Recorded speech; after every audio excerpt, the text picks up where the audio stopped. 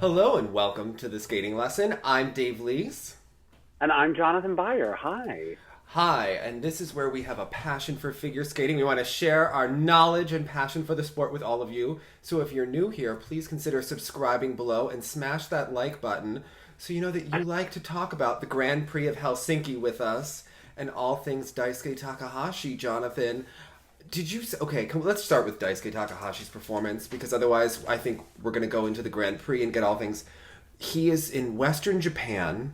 I don't really understand exactly how Japanese national qualification works, and it's like the USFS, like they're really making him go to each level because he's been out of it. So I think this is his, like, essentially the equivalent of sectionals in the US, because like he would make it through the first round, he's on the second round, and then he gets to go to their nationals. Maybe he'll do a rather heavily attended sectional. Heavily attended, yes.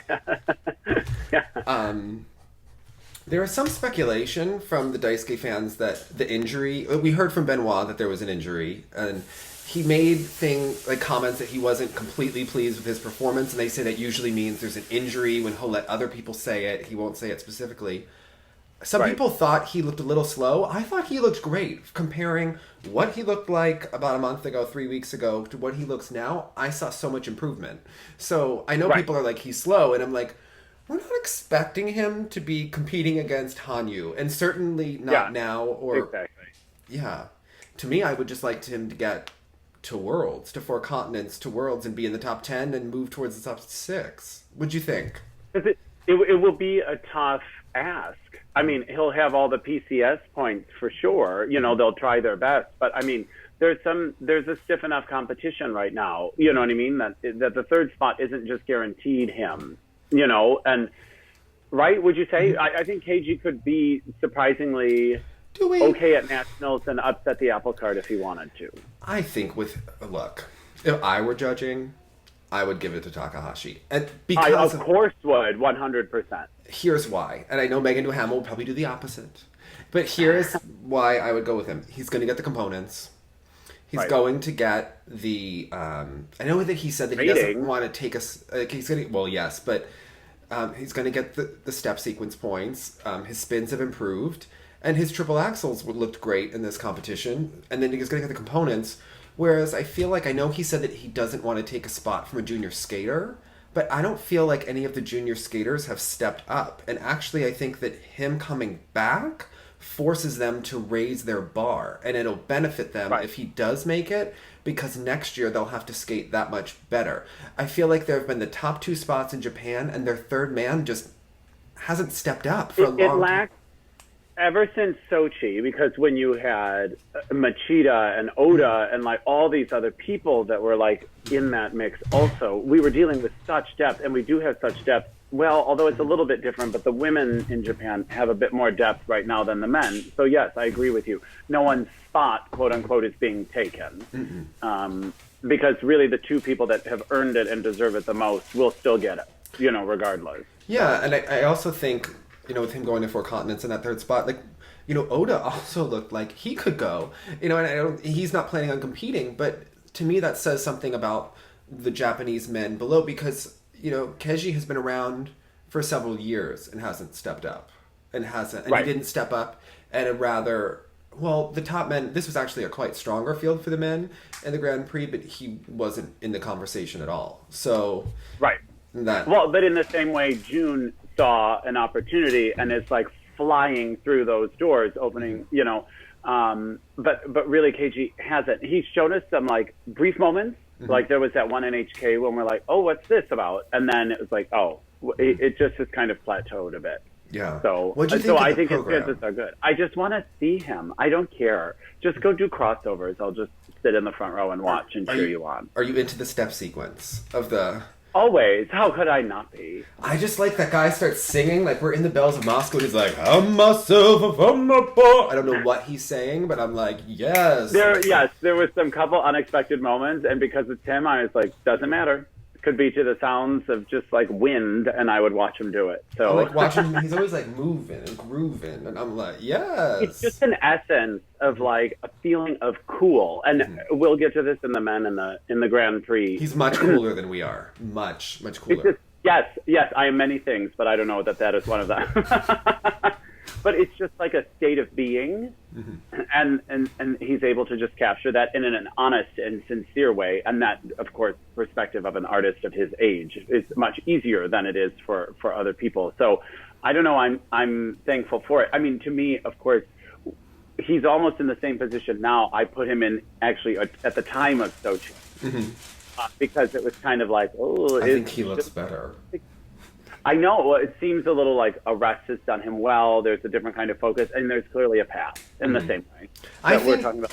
If he can stay healthy and maybe get healthier and then improve the speed, I think that'll all come. I think that he'll be more credible for nationals. I think probably maybe he'll do like Zagreb or something like that. I know that Deanna was talking about that she and Nate might go, and maybe some of the other pair teams, they're waiting to find out if they get assigned there.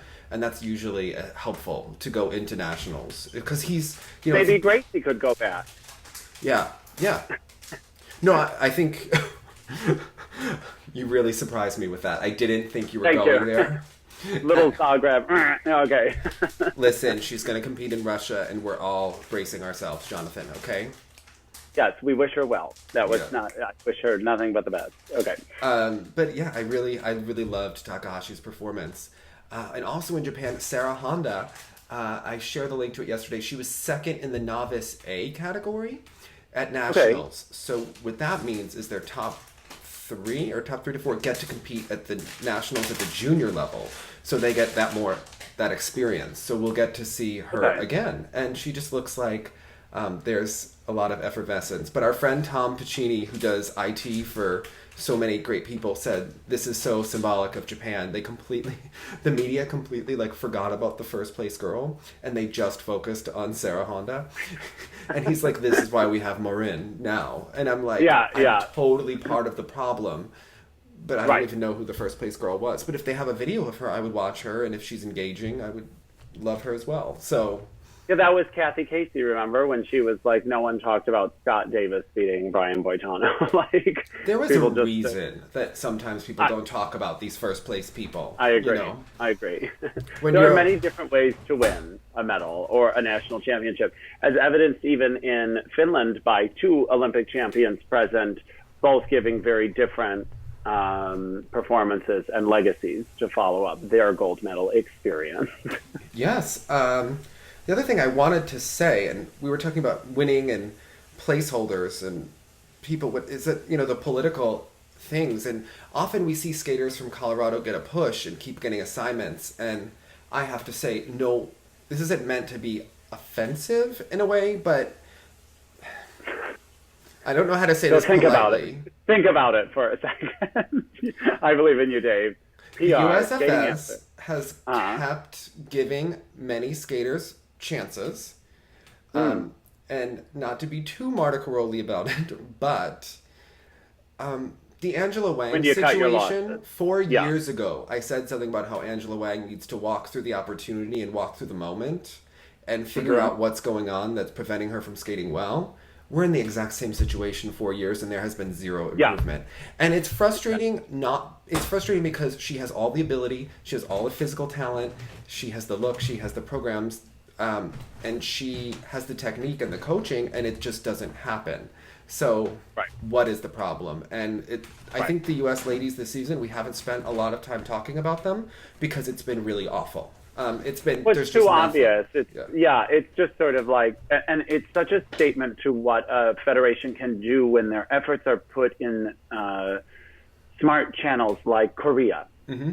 Because Korea sat quiet for a while. You could have been like, we have no champions in Korea, but they skipped this current crop and went much younger, and just were like, let's focus this group.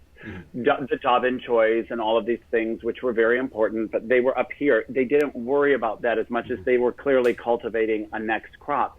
And so it does seem weird that we're kind of beating a dead horse with certain senior skaters instead of really cultivating a fresh crop of people to come in and fill this. It's either like the skaters that USFS considers the most relevant, and then like token. They always fall for the same people. I mean, Angela must look good in practice. I mean, how many times do we send her out? And it just doesn't happen. And I really like her skating, but you have to, at a certain point, be realistic and strategic about it. And there's something wrong in that. And she's... So this is not about a fluke or about having understanding. This is about, an entire career of... underachievement. Waiting for even when people would talk about Rudy Galindo waiting to have his like breakthrough moment in '96, there were plenty of signs that he was right there. Do you know what I mean? Like he still was a national champion in pairs. You know what I mean? It wasn't someone who was lingering in like the 10th, 14th place finish at nationals when they probably could have won, given their ability. So it's a tough go. And this field was poor as well in the ladies. It could have been a big opportunity. Should you have chosen to take it? Yeah.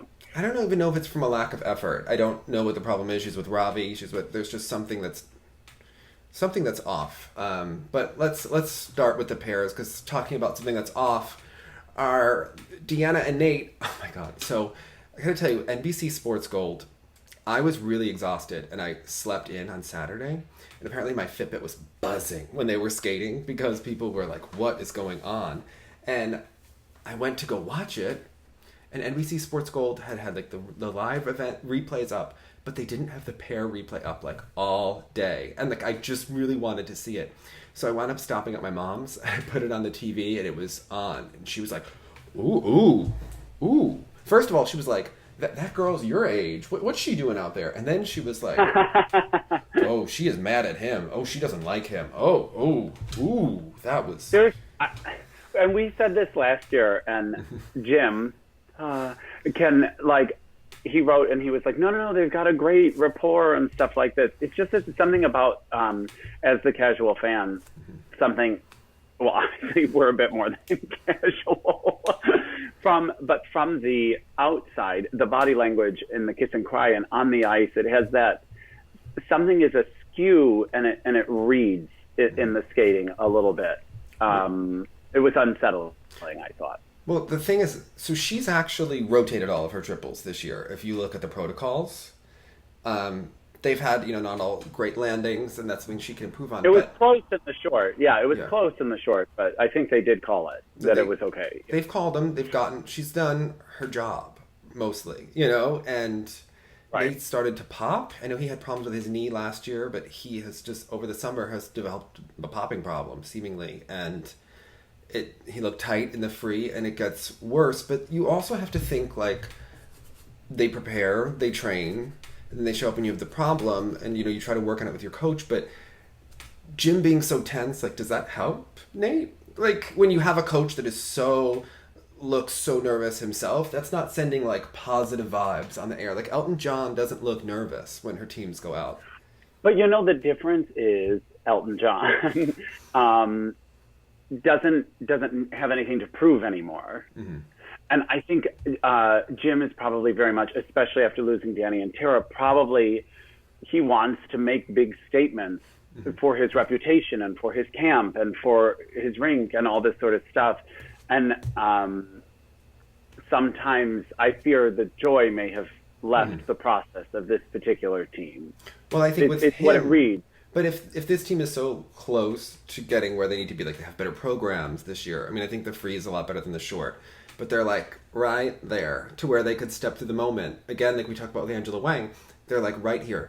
You know that they had the highest lift in the competition for the reverse lift, the ones that where Deanna holds herself on two arms and then they move and they do beautiful. They were getting the highest lift scores in the competition. Yeah. And the other pairs don't even do that. There are lifts that like Kane and LeDuc are not doing that Deanna does, that they're beating the first place team, the second place team at this Grand Prix. Like they have certain elements that are right there that are worth a lot of points. But when you are popping a throw because you're tight and throwing strange and you're popping your jumps and doing everything, it's a problem, you know? And then just if Nate's nervous, does Jim's tension only build on that, you know? Heighten. Yeah, exactly. And this is something I experience. You know, when you walk into a room, you know what the energy is when you walk into it. If two people were just really worrying and being anxious about something and you just walk in the room and nothing is said, you just feel that tension. And in an arena where the tensions were probably already high, it was a pretty goofy pairs event. There were some stellar events here, like the men's event and the ladies event. Like there was some incredible skating, but the pairs event was real. It was awful. It was awful, Jonathan. The it was whole a shit energy, fest. It was a shit fest from start to finish, and that was what it was. Okay. But I don't care. I'm still hyphenating it, so it's going to be Jonathan Byer hyphen Gorizis. Okay. So it'll be fine. Yeah, that's so. Just so you know that's happening. Okay. By the way, apparently he had a girlfriend last year. That might have been a for pay situation in his modeling days. By the way, yes. Follow it. Well, yeah, I'll pay. So, Google it, okay? Just Google it. Okay. They're all going to leave in the comments. What are you saying? Yeah, exactly. Well, and he posted his exhibition today, in which they did this Rocky tribute where they're literally beating each other up throughout the program. He comes running down from the arena with his skate guards on in the robe and the big thing. Takes it off. He's only wearing boxing shorts. And then, they, take turns, and then he, tries to hit on her, and she, gives him jabs in the middle before elements. It was kind of inappropriate because of #MeToo, but yet it was, kind of, cutesy and yet kind of inauthentic, but yet kind of really aesthetically interesting to me. It was a funny exhibition. So Sly Stallone, I mean, I get Alec Baldwin vibes there, and I think he's, but he's one of those that, I forget, because he goes in and out of relevance. I don't Rocky. I saw the films the first 5, and then I quit it, and I saw them in my youth. I don't remember it being about domestic violence. I think he loved Adrian. I think that they did do it a little cuter than I'm making it sound, but it was just enough that in the climate you're like, ooh. Was she Mr. T? Was she what is that? She was just adorable in a robe and punching him each time he tried to touch her. Really, so, it was kind of fun. They have a weird free skate, and and I know that. I know that she, said this was our, we had a rough day, and she particularly had a rough skate, but they have no charisma for such good-looking, charismatic people. If you see their exhibition has personality, and their long competitive program is devoid of that, that's a problem. That's not going to get you ahead. Well, both programs this year, as they started, they have a history of unusual choices, because I think they're an unusual pair. They can't go about it the same way. They're going to have a hook somehow.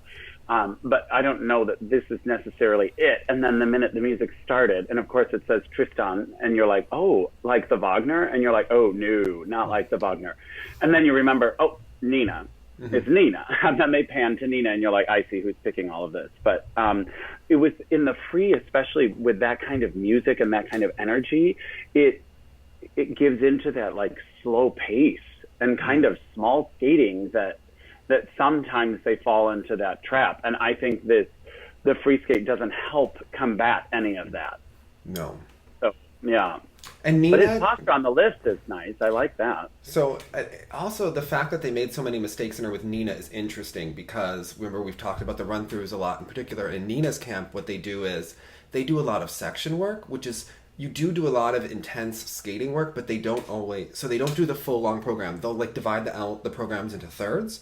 So they'll do elements 1 to 3 or 1 to 4, and then they kind of skate around during elements 5 through 7 or 5 to 8, and then they do the last third. And they may do that several times, and then do the middle and the end, but they never do the full program all the way through. And for many people, it just is never the same as in competition because you're never as tired. It's never a complete thought. You're never focused or as long. They're and it is an effective way that used to work in the 90s when they didn't have to, hit level 4 spins and hit all these positions, but it's a focus thing. Mm-hmm. And I would think the minute you're doing something that's not just routine anymore, mm-hmm. you're out of the routine. You're mentally taken out of it. I don't know. I think it would be really confusing for me. Yeah, I understand doing section work after, but just I think in the training you see with Nina's teams, look at Tarasa Morozov and how many times they're making mistakes in the free. And they look to lose focus. But if you're not training the focus if you're not training sustaining concentration for 4 minutes, how are you going to do it? I think that's the issue. Yeah. But to me, they have so much personality and there's short changing. But the Zabiako and Enberg. So they clearly are trying to make more of a statement. You know, they've chopped off her hair. They're going very striking. They have like that Mr. and Mrs. Smith vibe with crosses kind of going on. Like it's I know. I was like, is it or isn't it? Yeah. It's like it's like Olivia Smart goes to church. Like I'm not really sure what's happening there. You know how you always call Tarasova and Morozov, you refer to them as Shishkova and Naumov. Yes. So if they're Shishkova and Naumov, this reminds me of, remember Eltsova and Bushkov? I was like, that's where this team is last spent. So for those who don't remember, Shishkova and Naumov were kind of like the third or fourth place Russian team. At the Lillehammer Olympics, the top three skate teams in the final group, the two Russians and then the Canadians, were out of this world. And then Shishkova and Naumov were there, and they were a very good pair, but they kind of had an over-the-top costume look that didn't really match the program, and they just were kind of like the clear fourth-place finishers. Like, they were just a notch. Yeah. They were the best of the next group. Yeah. And you couldn't really, like, put your finger on, like, what makes them not as good? Well, then below them were Eltsova and Bushkov, who were, like, even more derivative. And they were coached by, like, Tamara's husband. So you're like, right. Oh. I see. Yeah. I see. And that's a little bit, this is like, you're I mean, I guess you're doing it, but I'm so confused. I was utterly confused by the short program packaging, the approach, the idea, some very strange There's errors. a lot of limbs going on, and they have to throw those limbs, and they're so skinny, and it's awkward. Yeah, I did not really love it. I'm trying to see what there was, and then because he botched the jump, she was left to do some of the choreography in the short on her own, which included a pantomime sword fight and things like this, and something that was probably cringy artistically to begin with, but then all of a sudden you're like, oh my gosh, seeing it like on its own is even more strange to me. Like without the benefit of their synchronization, I was completely like, wow, this is absurd. Talk about a Halloween stuff. Like, I mean, and the entrance to the death spiral where he kind of like faux lifted his leg, I was like, this is just IJS phoning it in. It was not an enjoyable experience for me. Yeah. No. So it was rough, but they were the best of the rest. So yeah. The one thing I will say is so funny. We were talking about before we went on, rewatch the Kiss and Cries with Deanna and Nate, because Nate is like so nervous and panicked that he just goes into like skater mode where he's like thanking the audience for being amazing, and Deanna's like, this was a disaster, and then Jim is like, well, it was, but Jim looks like freaked, like he doesn't know what to do because Nate is kind of his baby, and then he's in the middle, and you can tell he's like did not know what to fix this, and that Deanna's so blunt, he's like, oh dear. So it must have been fun. Right. We'll be watching that situation unfold because yes, we will. They're very trained, and this, you know, and when you compare them to like that junior Russian team, for example, they're not a junior team, but you know what I mean, the junior world champions from last year. They come out and you're like, this is so much juniorish compared to like Deanna's exquisite skating skills. You know what I mean? But you're like, as Sandra will say, at the end of the day, if you're not bringing it, it doesn't matter how beautiful your edge is or maybe how thoughtful your program is or how many bonus points you got on the lift. If you're not doing the rest, we got to give it to like these juniorish looking Russians that have a couple of wow elements that ticked boxes, even though they kind of missed the mark for me overall, you know? Yeah. So too bad. You know what was interesting here is that, so Anthony Ponomarenko has been a skater that there's been a lot of buzz about him for a long time because he was a very talented skater, especially in the novice and junior ranks. And now that they're senior, they're not pushing through in the same way. And it's so funny because this is right now where she had a, she's having her citizenship fight where she's actually trying to sue because they're saying that she's not an exceptional alien for the U.S., and it's very strange that she would get denied. It's very strange, and this happens a lot because I've seen this story going around, and it's very difficult, and this happens in music a lot often, is you will apply for an A1 talent visa or an exceptional talent visa or any one of these kinds of things, and the real question is, so now who is assessing your talent? Is someone in a Nebraska office who's never seen an opera trying to evaluate? I saw some like major famous opera singers be denied their visas, and completely questionable, like non-relevant singers get exceptional talent visas because the qualification systems are so goofy. Who's arbitrarily sitting down watching her ice dance and trying to decide whether or not she's worth it. But losing to the dead-end Maryland team does not help your case, okay? It doesn't help your case. It doesn't. I'm sorry. Yeah. No, that's what Matthew Coulson said. He's like, Exhibit A. Like, this is... But this is a team that I think does have talent and potential. So that's why we are making that snarky remark. If we didn't think you had talent and potential, you would be the Maryland team, where we're like, who? Right. Got it. Yeah, exactly. I literally just... For me, Dave, and we need to talk this out, because you are my ice dance guru. Mm-hmm. I love it, but you understand it on a different level. So obviously, I'm super into Buchan and whoever that girl is he skates with. Stepanova. No, I'm just, but I know.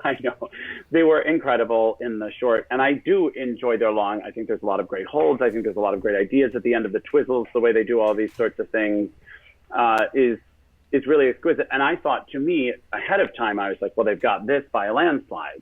And even when I was watching, I was like, well, they've got this by a landslide.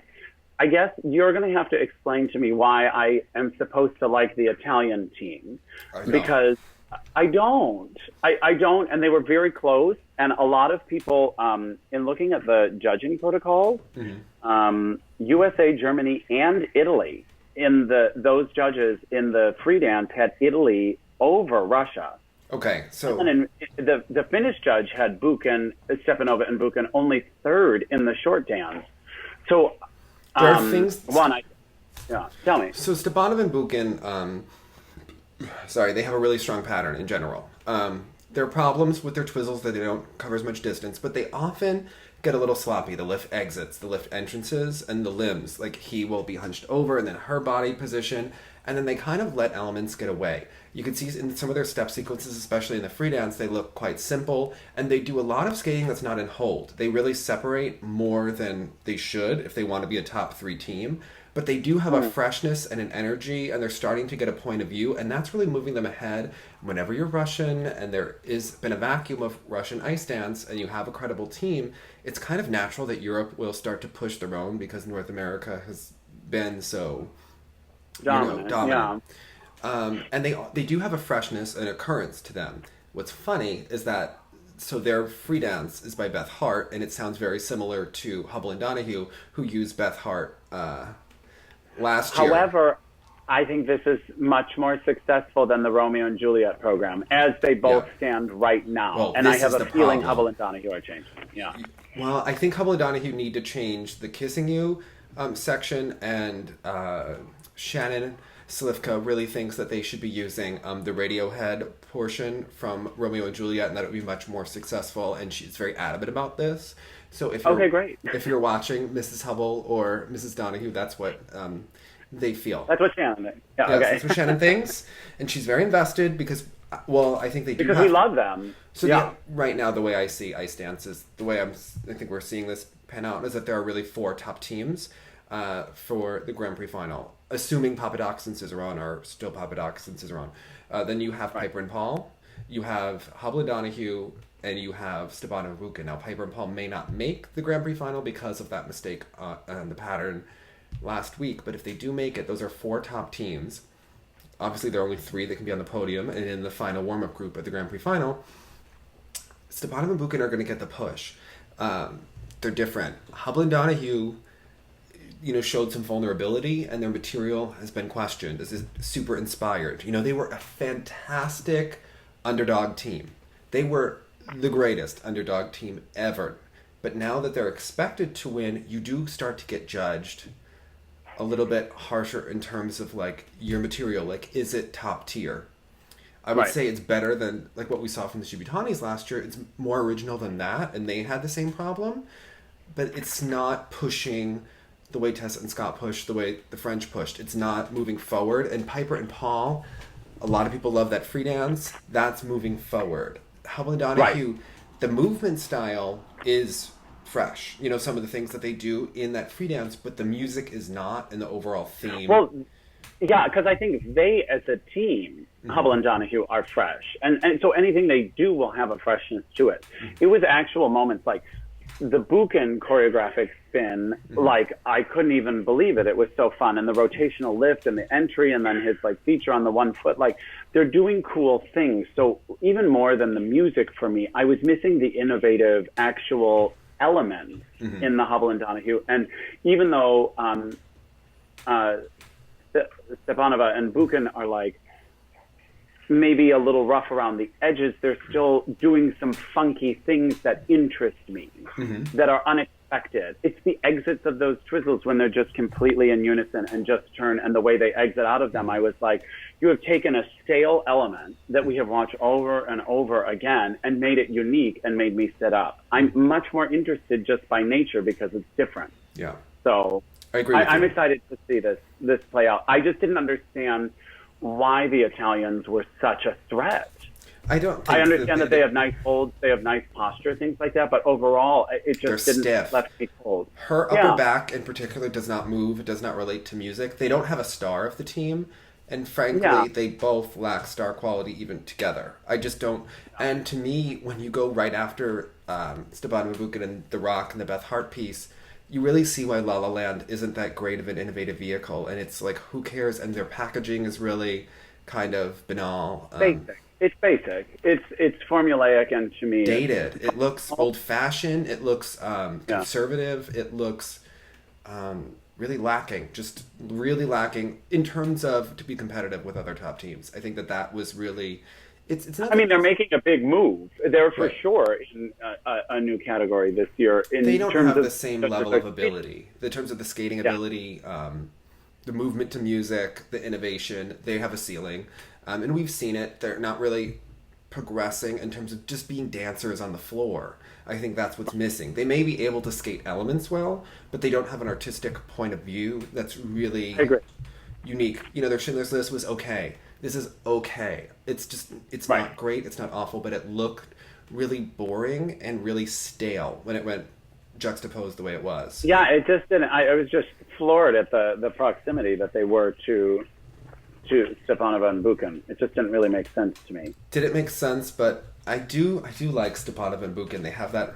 They are rough around the edges, but they're bringing the sex back, Jonathan. You know, Marina and Igor really took the sex out of ice dance. Like, I never even believed that Meryl and Charlie were remotely interested in each other. No, could have. No. Yeah, exactly. That's why it was such a shock when she was with Maxim Shmerkovsky on Dancing with the Stars. Right. You're like, whoa.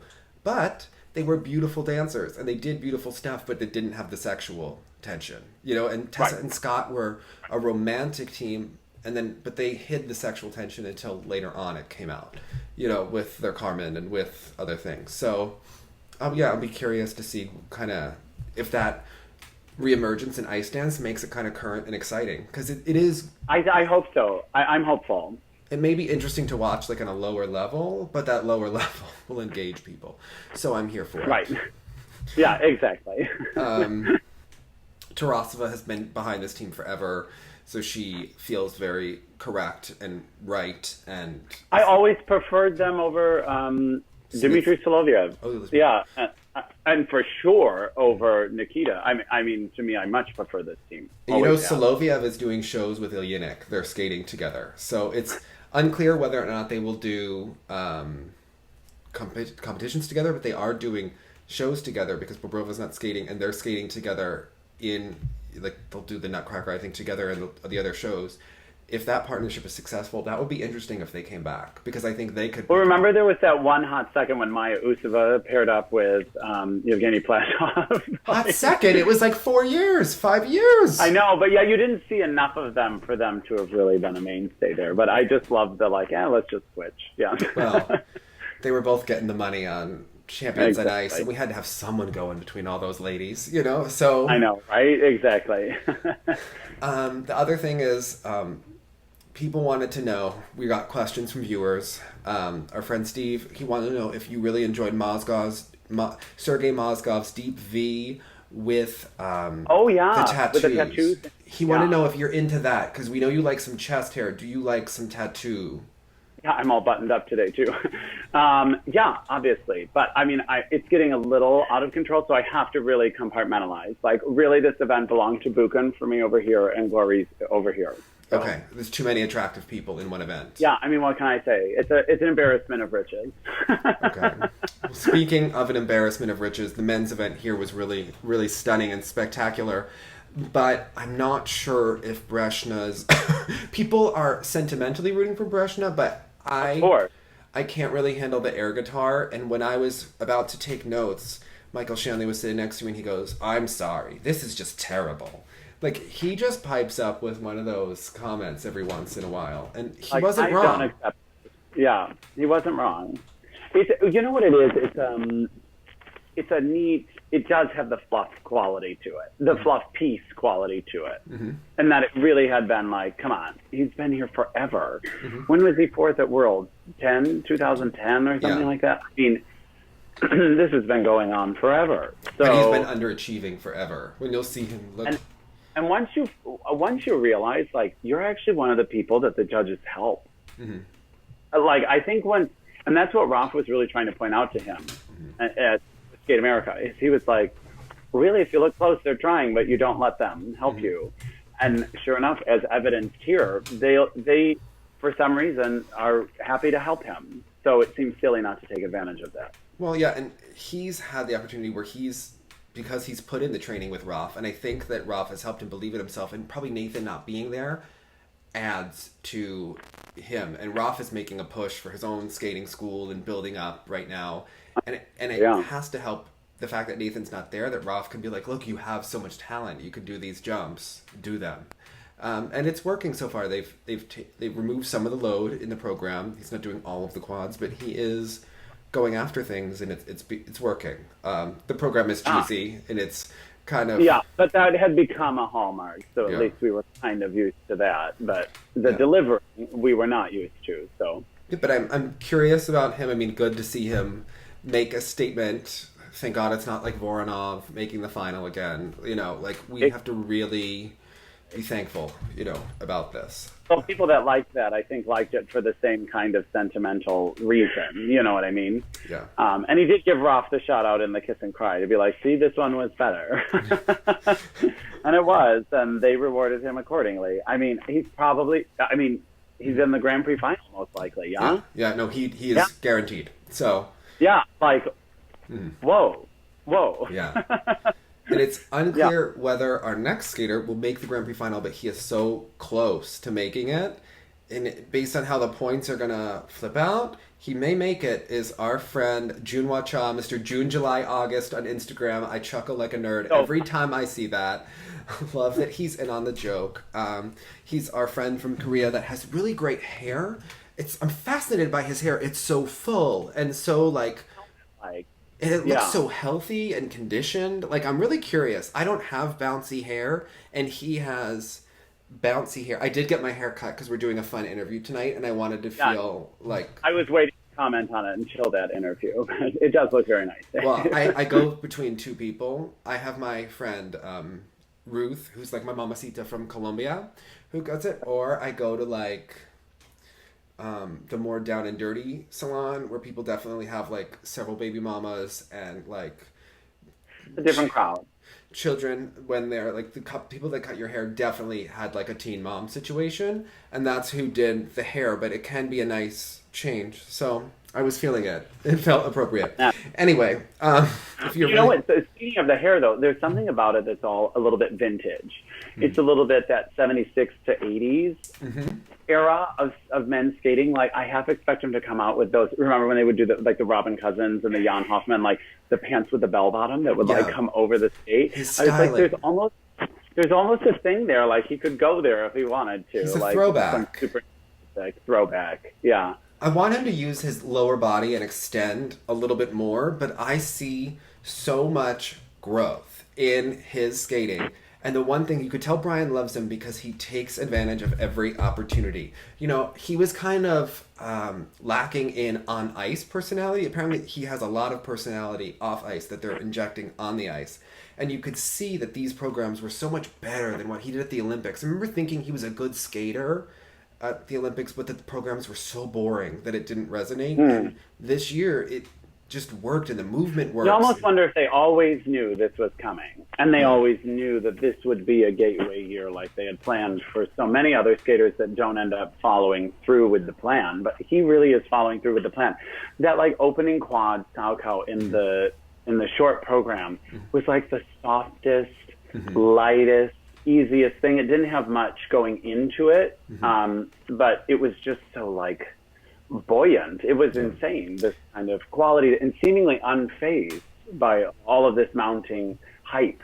Yeah, the only thing that makes me a little nervous about him is that he jumps a lot with his upper body, but it's not like he's going to go through like the female change in the next couple of years, so I think it's okay and they can work on it. But I think if he's going to get the higher points on the quads when he starts to be competitive for world medals and things like that, if he wants to go for higher GOE, I think he's going to have to get a little bit more height on some of the jumps. But yeah. And I think there's a world of PCS scoring that can open up to him and will. I think the quality is there. It will just need to be honed. In general, the body position, especially against someone like Koryada, Jun is losing space between his shoulder here and his chest here. This could just, and it's not just a rolling or a hunching. It's the space in between in here, that if that became broader and more open, it would instantly create projection and a different kind of posture that I think would go a long way in seemingly skating skills. Jonathan, you're even a though genius, the plate wouldn't say. because it's written on my notes. For the start, I said, could open shoulders more in the opening moves and get those PCS scores. That's what Jonathan, you're a We genius. didn't even talk about it, I'll tell you what. But it's interesting. I don't know, and I'd be really curious to hear his music in the practice. Did they have sounds of people clapping along in the step sequence to get them involved? Because they are involved, and they were clapping here, but I didn't know if there were actual clapping sounds. Yeah, it's tough to tell. This was a very clappy crowd. The crowd had a clap. Yeah, and it was very well attended, actually, because we were worried after Finlandia. I was like, I don't understand what kind of crowd Finland draws, but it drew a very positive crowd. But as we'll get to when we talk about Zagitova,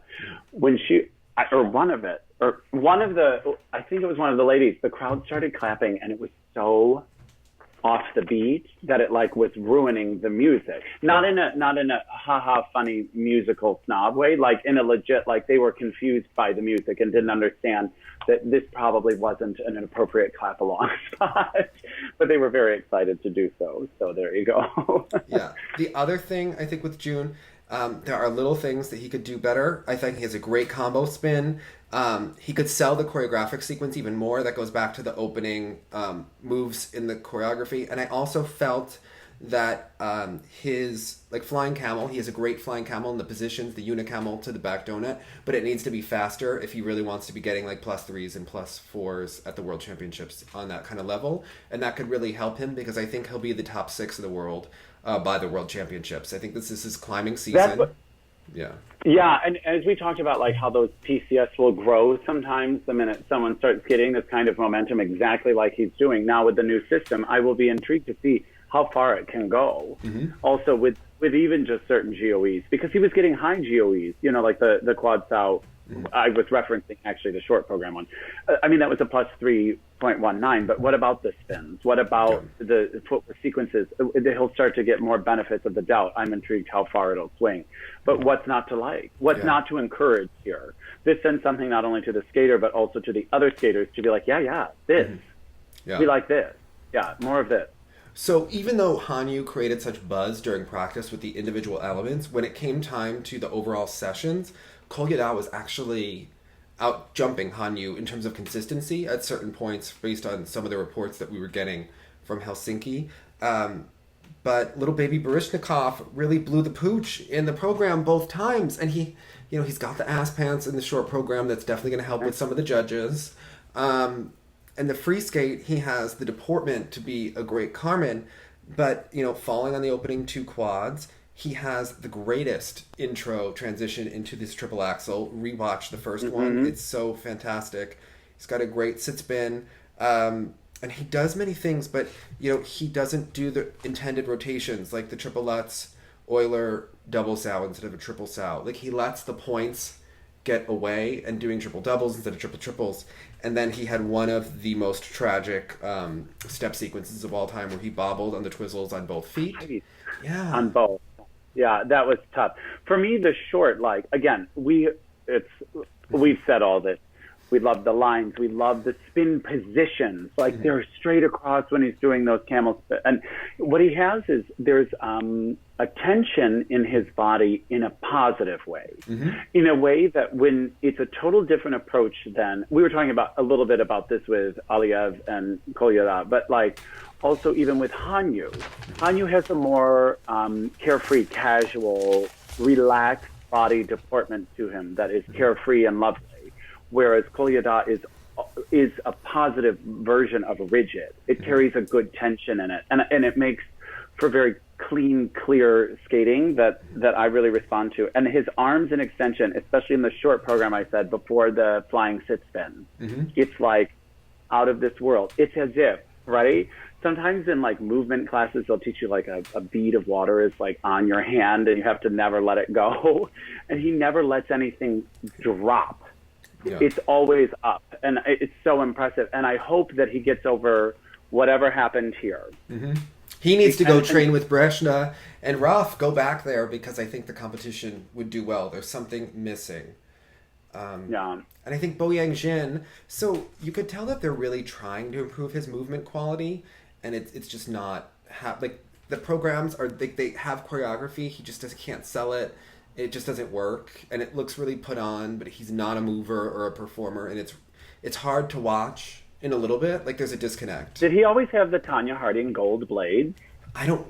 Someone's gonna have to tell us when they made an appearance, but they're really starting out. Distracting. And also, Michael Shanley really noticed that the men are all wearing necklaces that he feels are from. I wrote that down for Hanyu. Yeah. They're from like the Countess collection, and people really want to know what's going on with them. The free skate. I mean. Level 2 step sequence, level 3 spin into level 4, the falls, multiple, landing on the whole blade on the quad toe, double toe.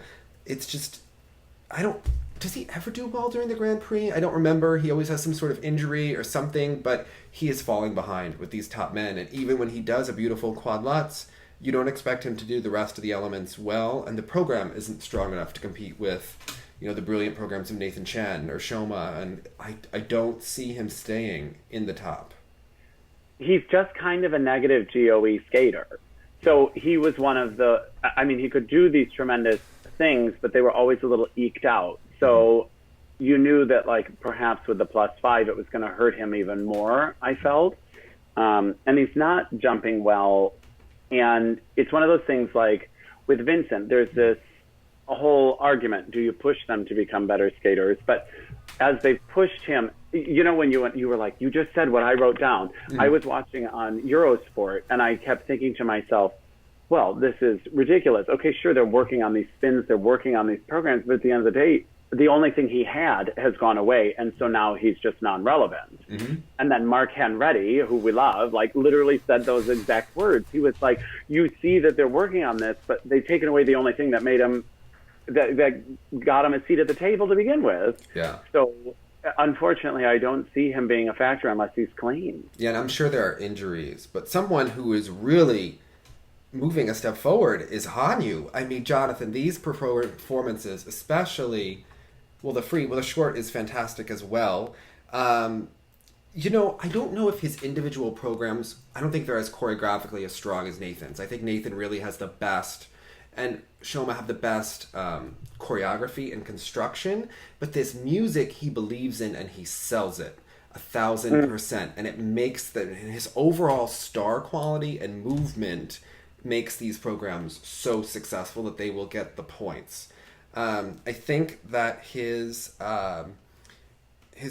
free skate, he does something where he does a back spiral before.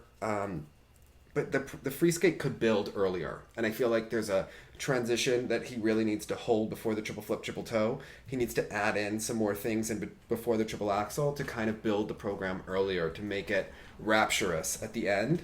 And I think the step sequence in the short is where Johnny did the same step sequence, but Johnny's was so much more lilting, light, and moved across the ice, where Hanyu's looks like it could be re-choreographed, or we could be more effective and be more nuanced. But it was emotive in its own way. But yes, I agree. It probably had a different effect than maybe what they were taking from. Yeah. And the thing about Hanyu's, for instance, I was really thinking about this at the core. If Kolyada had just really delivered every single jump as beautifully as we know we're capable of. It may not be the landslide we always assume it will be, in that I happen to like, just as a personal aesthetic, a bit of that rigidity. In the spin positions, Kolyada is hitting cleaner, sharper positions, but yet somehow, when you're looking at a spin, who is spinning the best? Is it somebody who's going fast? Is it somebody who's hitting great positions? Something about Hanyu's spins are emotive, which blows my mind. They are musical spins. They are part of the program and part of a big picture, which I think is very admirable. Although if we're really getting nitpicky, I think there are other spins that are even cleaner, faster, better positions, things like that. But as this one fit into the arc of the whole experience, it was really remarkable to me. Yeah. And he has a calmness that you must get with 2 Olympic gold medals. I don't know, we can ask Katarina or Dick, but like there's just a sense that like no matter what, like I know that this is where I'm supposed to be, this is what I'm supposed to do, I know I can do it. And you see him even when he finishes, he's like, okay, there's something very at peace about it. It doesn't read as arrogance to me, it reads as a complete confidence, that sense of self, that there's and it's really, really nice to watch when so many other people are so nervy. And a couple things, I'll make it brief because I know you have to go. We do, the quad toe triple axel, we have to point out, is so stunning. And he did it so many times perfectly in practice. In the program, he had to hold on to it, and still stunning. The quad loop he held on to as well as the first quad toe. But the fact that he's holding on to these quads is so impressive. The fact that this was such a fantastic outing and he still has so much more to give. So in the improvement from the Autumn Classic to now, he's really, you could tell he's really making a push for this season, for the Grand Prix final to peak. And you know what it is, Dave? Like a lot of the commentators, a lot of posters, people are like, what's the motivation? He has everything. He's done everything. And how is he getting better? But I feel like he's competing for a place in history, like a historically important figure skater. You know what I mean? And so his bar is so incredibly high, and he's competing tunnel visioned, not against his competitors in Finland, but for a spot in the history of the sport. And I think it's pretty amazing.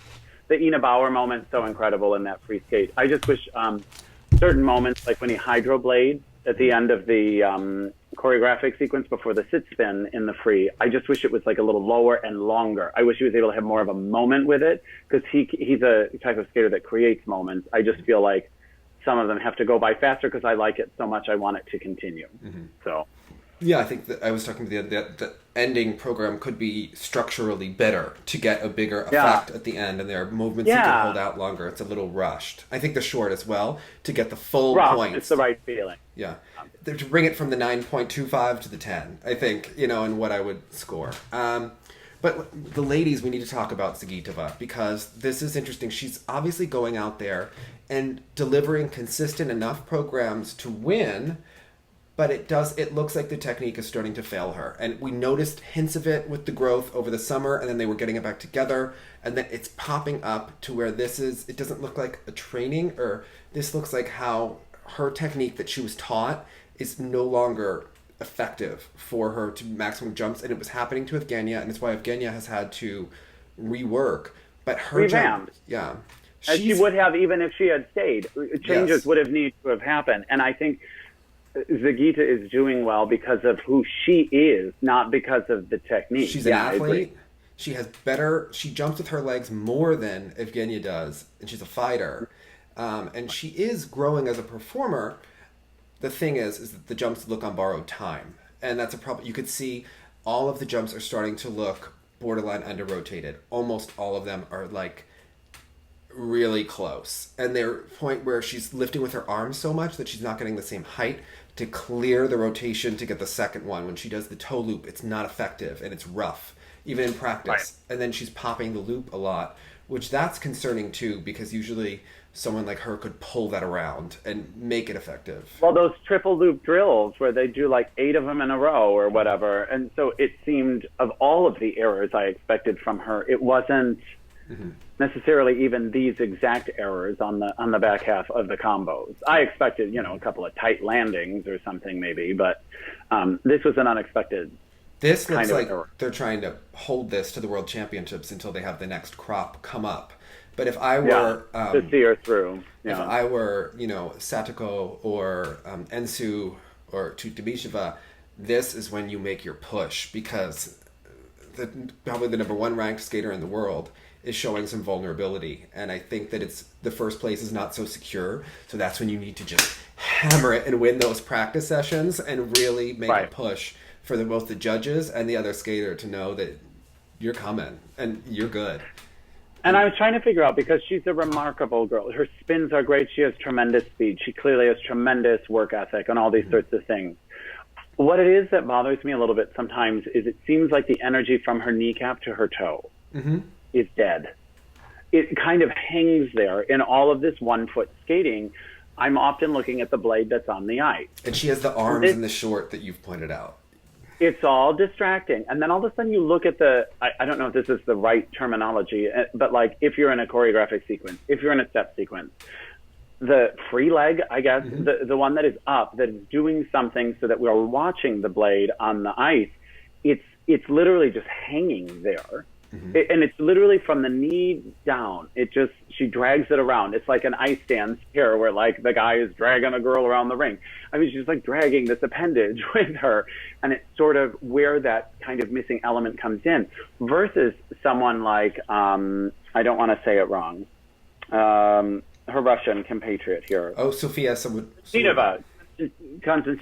Because I keep accidentally saying Kosternaya, who I is favorite. But Konstantinova had some of the most beautiful hands I'd ever seen in skating. She had like Satoko type jumps that were scaring me, but like the hands, that kind of final attention to detail would just make the difference for me. But why would she do it? Because the judges give her everything anyway. What's telling her that she needs to address the energy in her free leg, you know what I mean, when you're given such a boost in components. And speaking of her, I really feel that she is the skater, if I were head of the Russian Federation, which I obviously should be, I think that she, to me, is the Tanya Kwiatkowski figure. She is the Angela. She's the number 4 who we need to push the top girls, and we need to let them know. I think the Russian teams for Europeans and Worlds should be Alina, Lisa, and Xenia. And I think that she is the number 4, and she seems to be quite consistent, as we see here, but she doesn't have a distinctive point of view or personality on the ice, and it's very derivative and very kind of just...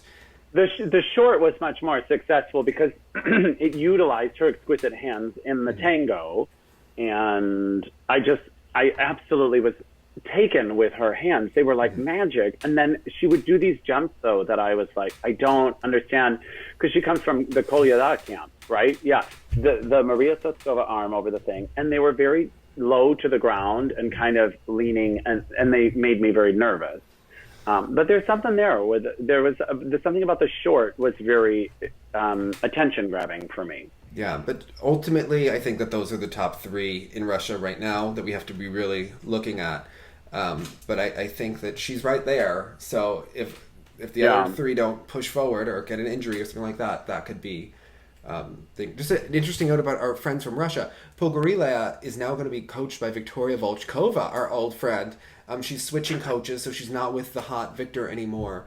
But she also isn't qualified to their nationals. So I don't understand that situation and what's going on.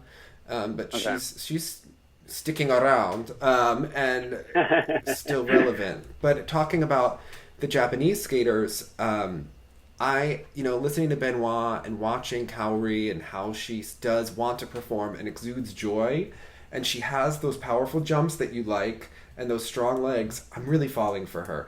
I like the fact that she can miss her grabbing the blade and doing one of those like... in front of the judges.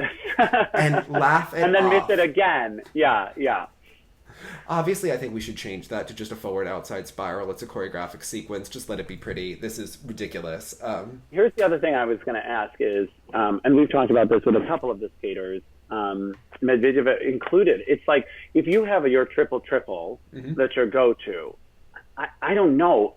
The way I think is it should be the same triples that you're going for. So this changing in and out. Sometimes we're doing this one, and sometimes we're doing this one in the short, but this one in the free seems a bit perplexing to me. I'm not the kind of person that short was tough. I'm not the kind of person that would be successful for. Maybe some are, and I No. understand training, all the different variations and having the backups, and it makes you a better skater. But in terms of competing, I would be better doing one or the other. I just... The same path. Yeah. Yeah, I agree. I'm just that kind of person where I am not... Which is why it made total sense to me when Wakaba put in 2 Lutz toes. Mm-hmm. Of course, that's your combo. Yeah. You know what I mean? Like, that makes total sense to me. But occasionally, like, you know, where are the bird calls also? And whenever the birds start chirping or cawing or whatever they're doing, she also had a big balance check. And that, so something about it would be indicative of me if in 3 times in the same program you had to have some pretty big balance checks. So she is not our most graceful, elegant friend, but we love her. We love her, and she can laugh it off, and she's a great personality, as Dick Button would say, and she's interesting to watch. She's inherently interesting in the way some of her competitors aren't, and never have been, and that's great. Also, I would like someone to like me as much as Mia Hamada likes Yuna Shirewa. You know, she never liked Marin as much as she does, even though Marin was like her baby. She loves this girl, and you can tell she does, and it's really fun to watch. And this girl is charming. But these were other Sotoko type jumps that made me nervous, right? These She's were not pretty the most low talented, to the ground. but she's a worker. She's a workhorse. She's not the most talented girl in the group. Tom Dixon did both programs, and they really are trying to make her more artistic and discover the artistic voice and really spend time on it. Because the feet don't really leave the ice. I'm not talking about 2-foot Jonathan, skating. I'm trying to be really pleasant and nice about her, and you're really just... I was just trying to do something specific instead of like... Specifically, you are accurate, Jonathan, okay? Specifically, as she continues to work, I personally believe it would behoove her to just like lift her hooves a little bit, like as she's, you know, in certain... You gotta get some air and study what Kaori is doing. But hey, she chose Mazursky, so that was a nice choice. I was just saying that she has a... did she choose or did Tom choose that? But he can let us know. But I think that she has just a really pleasant demeanor. Obviously, she's got the great smile and that kind of jubilance when you see that she loves skating. And that comes across. And the fact that she is working, she's not the most talented girl in Japan by any stretch of the imagination. So I was trying to be complimentary there because I think we've been a little But important for depth. Yeah. She's solid, enjoyable, seemed, you know, I'm interested to see the trajectory, how this camp, which does artistry and skating skills so well, Tom and Hamada, let's see how they can, I'm excited to see how they can help her improve. Yeah. And I'm just curious what's going to happen, you know, moving forward. I think there's a lot, you know, how is Zagitova going to stack up against Xenia if Xenia continues to make improvements? I think she's in hell now, but if she keeps going, will it be better? And what's going to happen with Alina? I'm curious with this jump technique. What's interesting to me is that Danny G does have some jump technique, and I did post him doing a double axel off the ice. I wonder who is giving them the technical information in that school that taught them, and I think it's the rushing of the combos and everything when they haven't really developed it from a proper jump height, and they're relying on the rotation. We were dealing with some issues here, like Caitlin Osman used to do, where actually there's too much speed sometimes for some of them. You know, some of them, when I saw like Elisabetta and even Mao sometimes going to the triple axel, and I, on the outside as someone who didn't do that jump, shocker, was like, oh my gosh, they're going so slow. How will they ever do it? But then it's counterintuitive then, because then you also see these people flying down, and then it's too much speed to handle. So it's an interesting balance to figure out that right, you know, sort of simultaneous thing that helps launch them. So we'll see what happens. Yeah, I don't know. I enjoyed this Grand Prix event. It didn't have the best. It was very entertaining. Yeah, I loved it. Any event we didn't have to watch. There was great skating. We didn't have Tara and Johnny. I'm liking this NBC Sports Gold. I don't miss Ice Network at all. And I couldn't even fake it when the Ice Network writers were like reliving, you know, how great it was. I was like, I never loved it. So no. I couldn't even fake it. I just... Yeah, the NBC Gold is a much better solution. Yes, I know, and who knew that we would be so thrilled with this, spending that money? But it's been worth it. Do you agree? Yeah, exactly. Well, I've spent more for work Yeah, okay, so... Well, you have a concert to do, and then we have an exciting interview tonight. We'll keep you guessing. But as always, we want to remind you to hold an edge and look sexy. Bye, guys.